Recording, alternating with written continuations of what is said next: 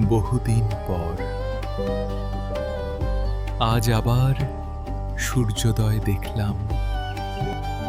ফিরে গেলাম তোমার কাছে একবারে শুরুর শুরুতে।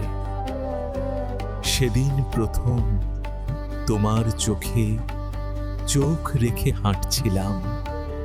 আপ্লুত আবেগ টলে উঠল, বন্য গন্ধ আর নাকে সুরসুরিতে ছড়ে গিয়েছিল কনুয়ের পাশটা, আর লেগেছিল হাঁটুতে। এক পেশে দৃষ্টিতে চোখ রাখলাম আবার তোমার চোখে। বিশ্বাস করো, এই বেহায়াপনায় আমি আজও লজ্জিত নই।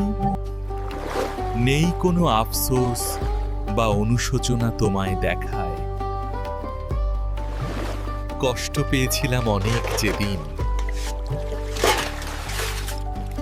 ঘোষেদের বাড়ির বউটা তোমার কোলে এঁটো কাঁসার থালা বাটি ছুঁড়ে মেরেছিল। আমারও যে লেগেছিল এখানে।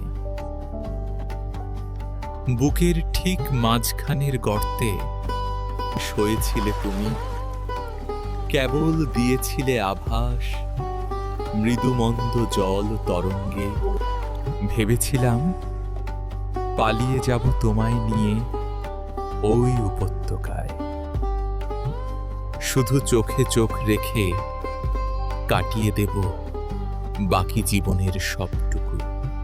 চেয়ে থাকব চিরচেনা একান্ত আপন আকাশের ছায়ায়। হলো না তোমায় পাওয়া চিরচেনা বন্য ঘ্রাণীর মাদকতায়, কিংবা কাক ভেজা দুপুরে আরো কাছে কাঁপা কাঁপা সান্নিধ্যে, অথবা বিসর্জনের সন্ধ্যায় বাবলাতলার ঘুটঘুটে অন্ধকারে কল্পতরী কেড়ে নিল নিষ্ঠুর সময়। অপ্রাপ্তির কাল বৈশাখী বন্দী হলাম কোলাহল আর ধুলো কাঁদা মাখা রঙিন পিঞ্জরে।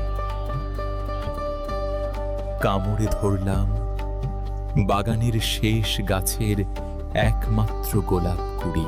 ভুলে গেলাম তোমার ঠোঁটে সূর্যাস্তের লালাভ নরম ছোঁয়া। বহুদিন পর আজ সূর্যোদয় দেখলাম আবার।